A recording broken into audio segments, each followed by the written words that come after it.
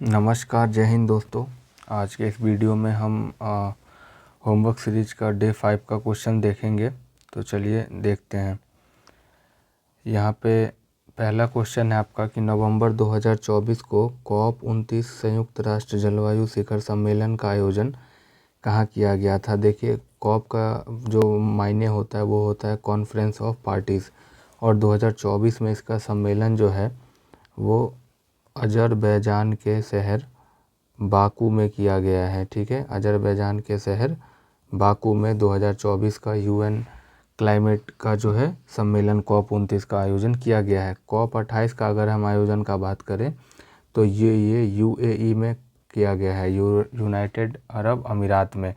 और COP30 का आयोजन जो किया जाएगा, जो कि आपको 2025 में होगा, ये होगा आपको किया गया नहीं, यहाँ होगा किया जाएगा, और ये होगा आपको ब्राज़ील में, ये ब्राज़ील में होगा। अगला क्वेश्चन देखते हैं। यहाँ दूसरा क्वेश्चन है कि हाल ही में जारी रिपोर्ट के अनुसार विश्व के किस महाद्वीप में प्लास्टिक उत्पादन सर्वाधिक दर्ज किया गया है। तो ये जो है वो एशिया में दर्ज किया गया है। एशिया महाद्वीप में सबसे ज़्यादा जो है प्लास्टिक का उत्पादन सर्वाधिक करने वाला जो विश्व का महाद्वीप है वो एशिया महाद्वीप है। इसी का अगला क्वेश्चन है, नेक्स्ट क्वेश्चन इसका देखिए। नेक्स्ट क्वेश्चन है कि वर्ष 2024 तक, नहीं ये यहाँ पे होगा वर्ष 2040। इसको देखिए, वर्ष 2040 तक कुल प्लास्टिक उत्पादन कितने मीट्रिक टन पहुँचने का अनुमान है। मतलब 2040 तक जो है टोटल जो है, अगर हम प्लास्टिक का उत्पादन देखें तो वो लगभग जो है वो 700 मीट्रिक टन पहुंचने का अनुमान है। सतत विकास लक्ष्य सस्टेनेबल डेवलपमेंट गोल जो कि टोटल 17 है, इसमें भारत के किस संस्थान द्वारा जारी किया जाता है। तो ये भारत का जो संस्थान है नीति आयोग, उसके द्वारा इसको जारी किया जाता है। और नीति आयोग की स्थापना जो है वो 2015 में हुआ है, और प्रधानमंत्री इसके जो है अध्यक्ष होते हैं। इसका अगला क्वेश्चन देखते हैं। SDG में कुल कितने लक्ष्य शामिल किए गए हैं। तो ये मैंने ऊपर ही बता दिया, ये टोटल 17 लक्ष्य हैं। सतत विकास लक्ष्यों की प्राप्ति में भारत का शीर्ष राज्य कौन सा है। तो उस राज्य का नाम है केरल, जो कि SDG में सबसे ऊपर है। सीरिया और तुर्की में आए विनाशकारी भूकंप से बचाव के लिए भारत सरकार द्वारा कौन सा अभियान चलाया गया। भारत सरकार द्वारा जो अभियान चलाया गया था उसका नाम था ऑपरेशन दोस्त। ऑपरेशन दोस्त जो है वो सीरिया और तुर्की में भूकंप के लिए भारत द्वारा वहाँ पे सहयोग के लिए चलाया गया था। बात करें ऑपरेशन अमानत का, तो इसका संबंध जो है ये रेलवे प्रोटेक्शन फोर्स या रेलवे पुलिस फोर्स के लिए, रेलवे RPF से संबंधित है। ऑपरेशन गंगा भारत सरकार द्वारा किस देश के लिए चलाया गया था।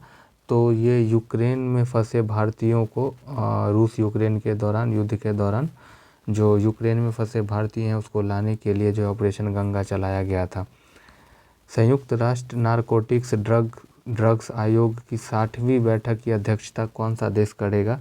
तो इसकी 60वीं जो बैठक है, 60वीं नहीं होगी, ये जो है इसकी 68वीं बैठक होगी, जिसकी अध्यक्षता जो देश करने वाला है वो है हमारा प्यारा भारत यानी इंडिया। आगे हम इसमें देखें तो संयुक्त राष्ट्र संघ के वर्तमान अध्यक्ष कौन है। उससे पहले हम देख लेते हैं जो संयुक्त राष्ट्र संघ है इसका स्थापना हुआ है आपको 24 अक्टूबर 1995 में, और इसीलिए जो है हम 24 अक्टूबर को संयुक्त राष्ट्र दिवस मनाते हैं। इसका जो हेड क्वार्टर है यानी मुख्यालय जो है वो न्यूयॉर्क में है। और इसका जो वर्तमान अध्यक्ष है वो है एंटोनियो गुटेरस।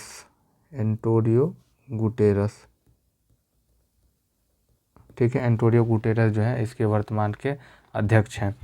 अगला क्वेश्चन है कि यूनिकॉर्न मस्तूल समझौता किन दो देशों के बीच हुआ है? तो ये भारत और जापान के बीच में हुआ है। भारत और जापान के बीच में यूनिकॉर्न मस्तूल समझौता हुआ है।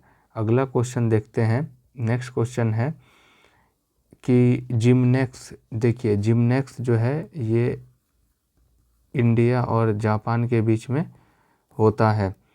जिम्नेक्स नौसेना अभ्यास 2024 में इसका आयोजन जो किया गया है वो किया गया है आपको पैसिफिक ओशियन में, यानी प्रशांत महासागर में। अगला क्वेश्चन देखते हैं कि रियाद शिखर सम्मेलन 2024 का आयोजन किस देश में किया जाएगा? तो ये सऊदी अरब में इसका आयोजन होगा, मतलब हो चुका है। इसका अगला क्वेश्चन है शिक्षा सम्मेलन का आयोजन कहाँ किया गया? तो इसका जो आयोजन है वो दुबई में किया गया है। 8वां क्वेश्चन है कि एशिया प्रशांत आर्थिक सहयोग एशियन पैसिफिक इकोनॉमिकल कॉरपोरेशन में कितने देश शामिल हैं? तो इसमें टोटल जो है 21 देश शामिल हैं। इजराइल के प्रधानमंत्री कौन है? तो इजराइल के प्रधानमंत्री जो है वो बेंजामिन नेतन्याहू हैं। ठीक है, बेंजामिन नेतन्याहू हैं, जिन्हें हाल ही में जो है गिरफ्तार करने का वारंट अंतर्राष्ट्रीय आपराधिक न्यायालय द्वारा जारी कर दिया गया है। और अंतर्राष्ट्रीय न्यायालय का जो, अगर हम अंतर्राष्ट्रीय न्यायालय का हेडक्वार्टर देखें तो ये द हेग में है, द हेग में। अगला क्वेश्चन है कि अल अक्सा मंदिर कहाँ अवस्थित है? तो अल अक्सा मस्जिद जो है ये इजराइल में अवस्थित है और ये एक यहूदी का प्रार्थना स्थल है। अंतर्राष्ट्रीय आपराधिक न्यायालय का मुख्यालय कहाँ है?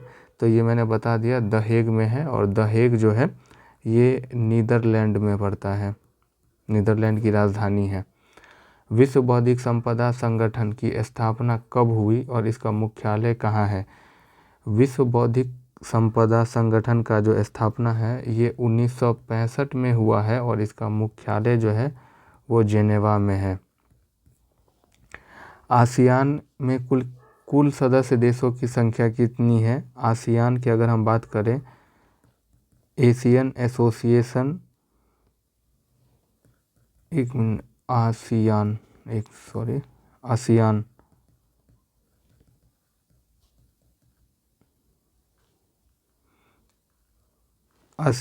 आसियान की जो स्थापना है इसका स्थापना 1967 में हुआ है और आसियान में टोटल सदस्य देशों की संख्या 10 है। अगला क्वेश्चन है कि संविधान संशोधन, देखिए संविधान संशोधन की बात करें तो इसकी चर्चा जो है वो आर्टिकल 368 में है और किस अधिनियम द्वारा 2026 तक विधानसभा की सीटों की कुल संख्या में परिवर्तित नहीं करने का प्रावधान किया गया है? तो ये जो है ये 84वां संविधान संशोधन के द्वारा ये प्रस्ताव किया गया है। संघ की कार्यपालिका का उल्लेख संविधान के किस भाग में है? भाग की बात करें तो वो भाग 5 हो जाएगा और आर्टिकल ये हो जाएगा आपका 52 से लेके 151 तक। अगला क्वेश्चन है आपका इसमें कि निर्माण पोर्टल का शुभारंभ किस मंत्रालय द्वारा किया गया है? तो निर्माण पोर्टल का जो शुभारंभ है ये आपका कोयला मंत्रालय के द्वारा किया गया है, कोयला मंत्रालय के द्वारा। पैरा खिलाड़ी अवनी लेखरा का संबंध किस खेल से है? तो ये अवनी लेखरा एक पैरा शूटिंग प्लेयर हैं और इनका संबंध पैरा शूटिंग खेलों से है। 16 महाजनपदों जिसकी चर्चा हमें अंगुत्तर निकाय से मिलती है, बौद्ध ग्रंथ अंगुत्तर निकाय से मिलती है। ठीक है, ऐसा महाजनपद जो दक्षिण भारत में गोदावरी के किनारे तक स्थित था। तो वो जो एकमात्र है 16 महाजनपद में जिसका नाम है अशमक। और अशमक की अगर हम बात करें तो ये महाराष्ट्र में थी और इसकी जो राजधानी की अगर हम बात करें कैपिटल तो ये पोटली थी।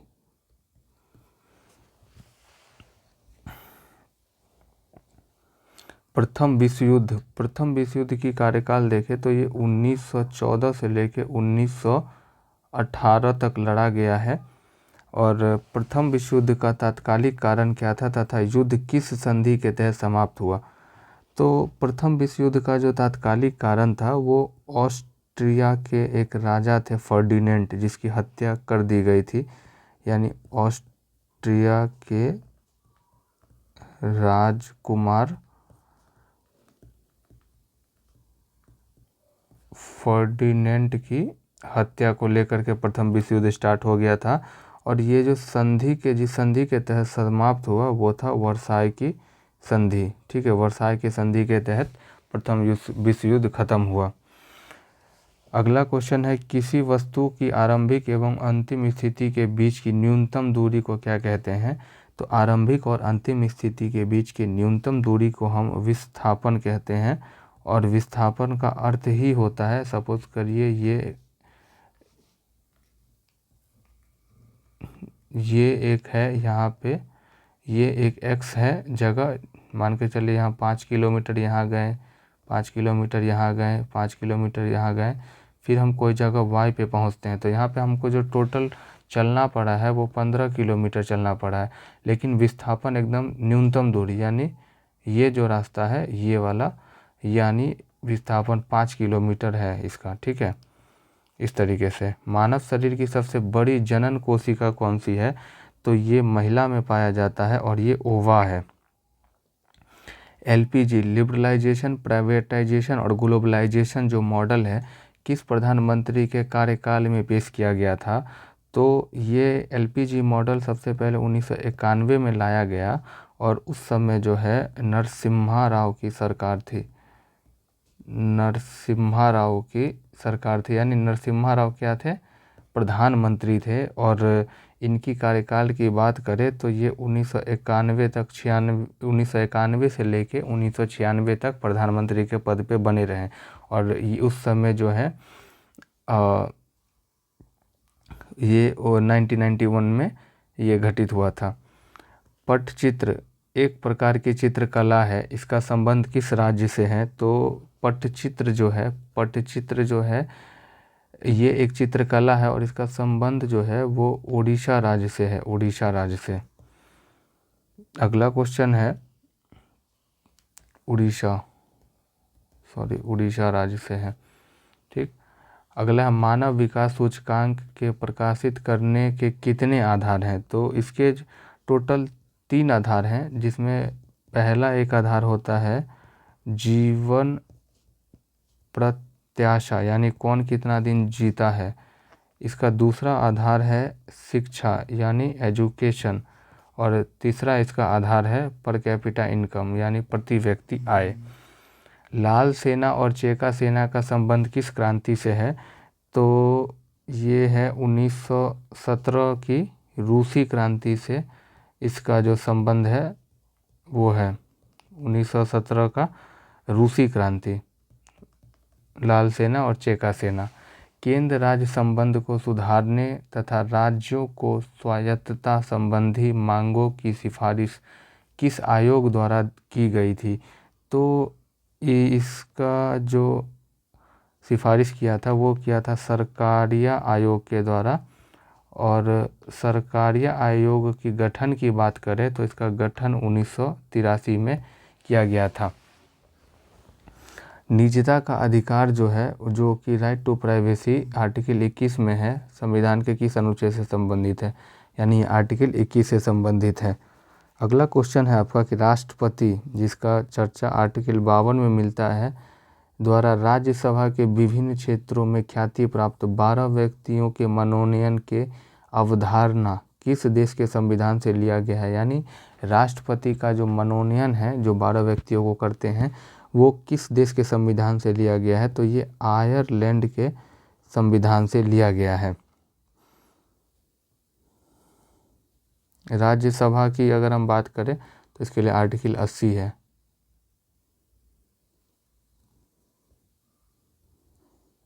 अगला क्वेश्चन देखिए, 27 नंबर का क्वेश्चन है कि 2011 की जनगणना के अनुसार न्यूनतम महिला साक्षरता और न्यूनतम पुरुष साक्षरता वाला राज्य क्रमशः कौन सा है?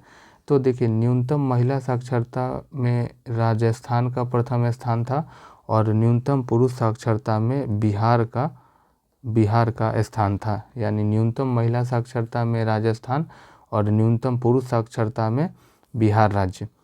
राष्ट्रपति की महाभियोग जो कि एक अर्ध न्यायिक प्रक्रिया है। कैसी प्रक्रिया है ये? अर्धन्यायिक प्रक्रिया है। कौन कौन भाग लेता है? तो इसमें जो है लोकसभा और राज्यसभा के सभी सदस्य भाग लेंगे, सभी सदस्य, ऑल मेंबर्स। पंचायती राज, देखिए पंचायत की अगर हम बात करें तो इसके लिए आर्टिकल 40 में इसका वर्णन है और पंचायत को टोटल 29 विषय पर नियम बनाने का अधिकार प्राप्त है। को संवैधानिक दर्जा किस समिति द्वारा दिया गया था? तो पंचायती राज को संवैधानिक जो है दर्जा दिया गया था, वो दिया गया था LM सिंघवी समिति द्वारा। और LM सिंघवी समिति का अगर हम गठन की, LM सिंघवी समिति जो है, इसके सिफारिश के बाद जो है संविधान में 73वां अमेंडमेंट एक्ट यानी 73वां संविधान संशोधन किया गया था 1992 में। रेशम उत्पादन के लिए बिहार का प्रसिद्ध जिला कौन सा है जिसे सिल्क सिटी कहा जाता है? तो सिल्क सिटी बिहार के भागलपुर को कहा जाता है। विशिष्टाद्वैतवाद का मत किस महान दार्शनिक द्वारा दिया गया था? तो विशिष्टाद्वैतवाद का जो मत है ये रामानुजाचार्य के द्वारा दिया गया। युविका युवा विकास कार्यक्रम किस संस्था द्वारा चलाया गया है? तो युविका युवा जो है विकास कार्यक्रम ये चलाया गया है इसरो के द्वारा, इंडियन स्पेस रिसर्च ऑर्गेनाइजेशन के द्वारा चलाया गया है। और इसरो का गठन की अगर बात करें तो इसका गठन हुआ था 1969 में और इसका हेडक्वार्टर जो है वो बंगलुरु में है। और अभी जो वर्तमान में इसके अध्यक्ष हैं वी नारायणन। ठीक है। प्लासी का युद्ध कब हुआ था? प्लासी का युद्ध हुआ है आपका 1757 में। प्लासी का युद्ध किस जिले में और किस नदी के तट पर लड़ा गया? प्लासी का युद्ध अगर हम पूरा देखें तो ये लड़ा गया है आपको 23 जून 1757 को और ये बंगाल का एक नदिया जिला है। बंगाल के नदिया जिला में भागीरथी नदी के तट पर ये लड़ाई लड़ी गई थी, भागीरथी नदी के तट पर। प्लासी का युद्ध हुआ है 23 जून 1757 को। बंगाल के नदिया जिला का जो है भागीरथी के तट पर ये लड़ा गया है और इसमें सिराजुद्दौला की हार हुई थी। किस अनुच्छेद के तहत युद्ध या बाह्य आक्रमण के समय अनुच्छेद 19 में वर्णित 6 मूल अधिकारों को स्वतः निलंबन माना जाएगा या हो जाएगा? तो आर्टिकल 358 में इसका चर्चा है कि जब ही बाह्य आक्रमण होगा तो आर्टिकल 19 में दिए गए फंडामेंटल राइट्स ख़त्म हो जाएंगे। और जो 352 में राष्ट्रीय आपातकाल की हमें जानकारी मिलती है, यानी यहाँ पे आपातकाल की चर्चा है। 352 में राष्ट्रीय आपातकाल, 356 में राष्ट्रपति शासन और 360 में फाइनेंशियल इमरजेंसी यानी वित्तीय आपातकाल। जर्मन सिल्वर किन धातुओं के योग से बनता है? तो जर्मन सिल्वर जो है वो कॉपर प्लस जिंक और प्लस निकेल से बनता है। ठीक है, हिंदी में भी लिख देते हैं, copper plus zinc plus nickel के द्वारा बनता है। अगला क्वेश्चन है कि निम्नलिखित में से कौन सा कर्नाटक युद्ध 1756 में ऑस्ट्रिया तथा इंग्लैंड के बीच प्रसा में हुए सप्तवर्षीय युद्ध का ही विस्तार था? तो ये तृतीय कर्नाटक युद्ध था। तृतीय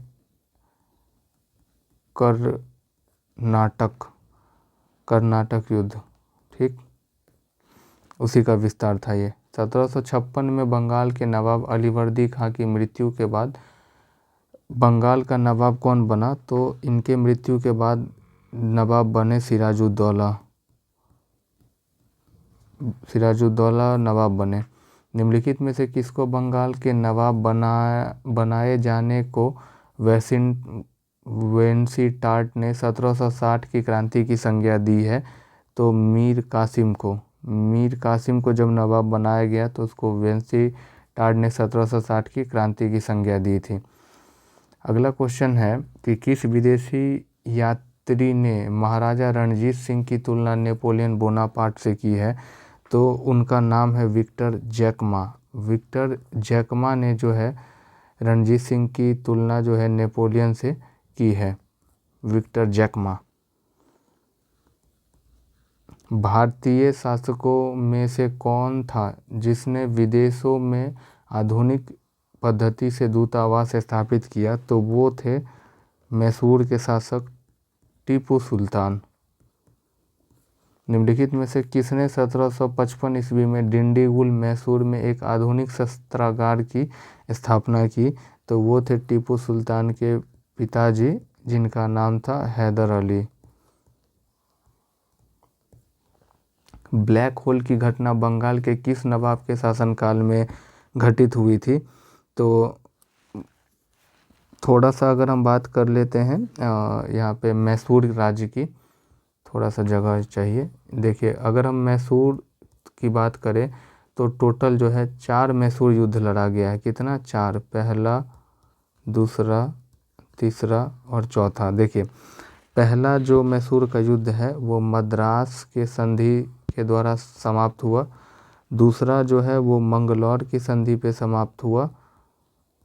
तीसरा जो है वो श्रीरंगपट्टनम की संधि पे समाप्त हुआ और चौथा में तो टीपू सुल्तान मारे गए और दूसरा में हैदर अली मारे गए थे। ठीक है, यहाँ तो टीपू सुल्तान की मौत हो गई थी। ब्लैक होल की घटना की अगर हम बात करें तो ये सिराजुद्दौला के समय का एक घटना है, ब्लैक होल की घटना। तृतीय आंग्ल मैसूर युद्ध कब हुआ? तो तृतीय आंग्ल मैसूर युद्ध की बात करें तो ये 1792 में हुआ है, तृतीय आंग्ल मैसूर युद्ध। और किस संधि के तहत समाप्त हुआ? तो तृतीय आंग्ल मैसूर युद्ध जो है वो आपका समाप्त हुआ है, यहाँ पे मैंने आपको बता दिया, श्रीरंगपट्टनम के संधि के द्वारा समाप्त हुआ है। और ये जो आंग्ल मैसूर युद्ध लड़ा था वो कौन लड़ा था? कॉर्नवालिस के द्वारा लड़ा गया था। अगला क्वेश्चन है 44 और यहाँ पे कह रहा है कि विकास को कालक्रमानुसार व्यवस्थित कीजिए। व्यवस्थित करना है तो सबसे पहले किसका विकास हुआ है इस तरीके से? तो यहाँ पर हम अगर बात करें तो इसमें सबसे जो पहले विकास हुआ है वो है आपका आर्कियन क्रम का चट्टान। सबसे पुराना है आर्कियन क्रम का चट्टान। फिर हो जाएगा आपका धारवाड़, फिर हो जाएगा आपका कुडप्पा और सबसे अंतिम में हो जाएगा विंध्य। ठीक, यानी आर्कियन, धारवाड़, कुडप्पा और विंध्य। भारत के दक्कन के पठार पर बसाल्ट निर्मित लावा शैलों का निर्माण किस युग में हुआ है? तो ये क्रिस्टेशियस युग में हुआ है, क्रिस्टेशियस काल में, या क्रिस्टेशियस युग कह लीजिए, क्रिस्टेशियस युग में हुआ है।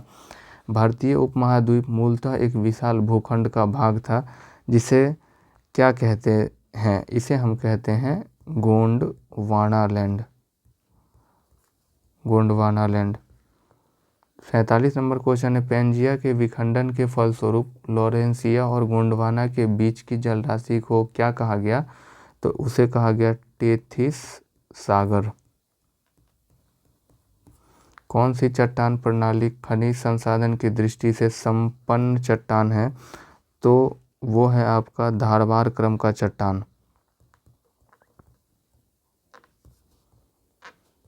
धारवाड़ क्रम का चट्टान जो है वो संसाधन और खनिज संसाधन से बहुत भरा पूरा है। 49 नंबर क्वेश्चन है कि महाद्वीपीय विस्थापन का सिद्धांत किसके द्वारा दिया गया था। तो महाद्वीपीय विस्थापन का सिद्धांत जो है वो अल्फ्रेड वैगनर साहब ने दिया था, अल्फ्रेड वैगनर ने दिया था। अगला क्वेश्चन है 50 नंबर क्वेश्चन कि ज्वालामुखी उद्गार से यहाँ होगा निकले लावा के ठंडा होने पर किस चट्टान का निर्माण होता है। तो आग्नेय चट्टान का निर्माण होता है। भारत में सबसे पुरानी और सबसे नवीनतम चट्टान कौन सी है। तो सबसे पुरानी चट्टान जैसे कि हम अभी देख के आए हैं वो है आर्कियन क्रम की चट्टान, और सबसे नवीन में है गोंडवाना की चट्टान। भारत में कोयला उत्खनन करने वाला भौमिकीय शैल समूह किस नाम से जाना जाता है। तो ये शैल समूह जो है वो गोंडवाना शैल समूह के नाम से जाना जाता है। अगला क्वेश्चन है कि भारत का अपने पड़ोसी देशों के मध्य अंतर्राष्ट्रीय सीमा के विस्तार का आरोही क्रम क्या है। तो अगर हम देखें आरोही क्रम, तो सबसे ज़्यादा जो है, मैं थोड़ा इसको विस्तार में लिखता हूँ, सबसे ज़्यादा जो है वो बांग्लादेश के साथ है जो कि है 4096 किलोमीटर, और नीचे सब किलोमीटर में है, किलोमीटर। बांग्लादेश के बाद हमारा सबसे ज़्यादा है चीन के साथ। चीन के साथ टोटल बाउंड्री है 3488। इसके बाद है पाकिस्तान। पाकिस्तान के साथ जो सीमा लगती है वो है 3323 किलोमीटर की। इसके बाद है नेपाल, और नेपाल की जो सीमा लगती है वो है 1751 किलोमीटर का। इसके बाद है म्यांमार, और म्यांमार की सीमा है 1643 किलोमीटर का। म्यांमार के बाद है भूटान। भूटान की सीमा जो है वो टोटल 699 किलोमीटर है, और भूटान के बाद है अफ़गानिस्तान AFG। अफ़गानिस्तान की है 106 मीटर की। ठीक है, तो ये आरोही क्रम में है। भारत शासन अधिनियम 1935 के अनुसार प्रस्तावित संघीय विधायिका के उच्च सदन का नाम क्या था। तो उच्च सदन का नाम था council of state. Council of state. 1919 के भारत शासन अधिनियम, जिसको हम लोग क्या कहते हैं,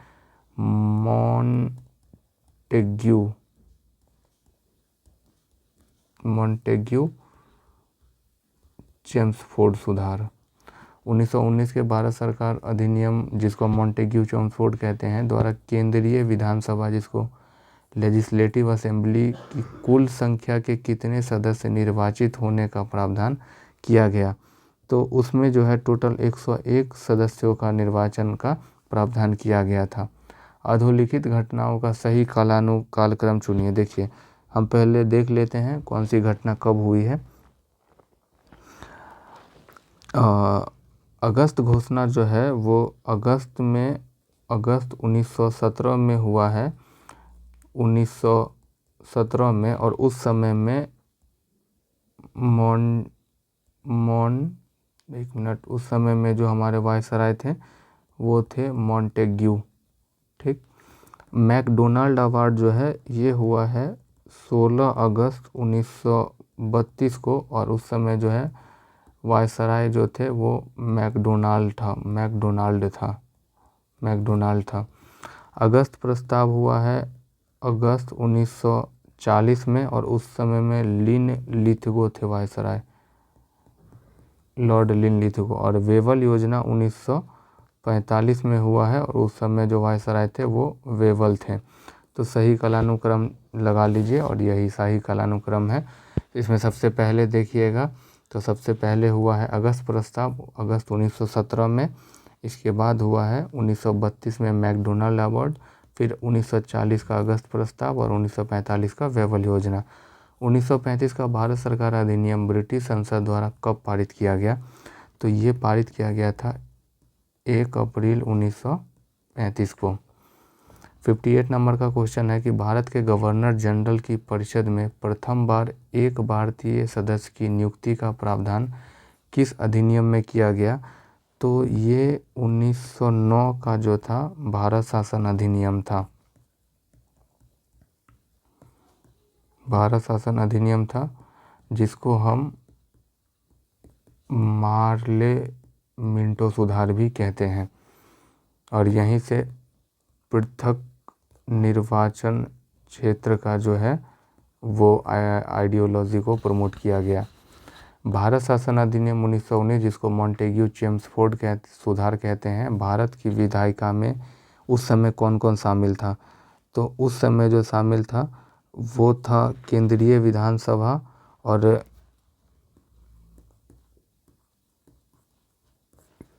केंद्रीय विधानसभा शामिल थी, और इसी के साथ जो शामिल था वो था राज्य परिषद।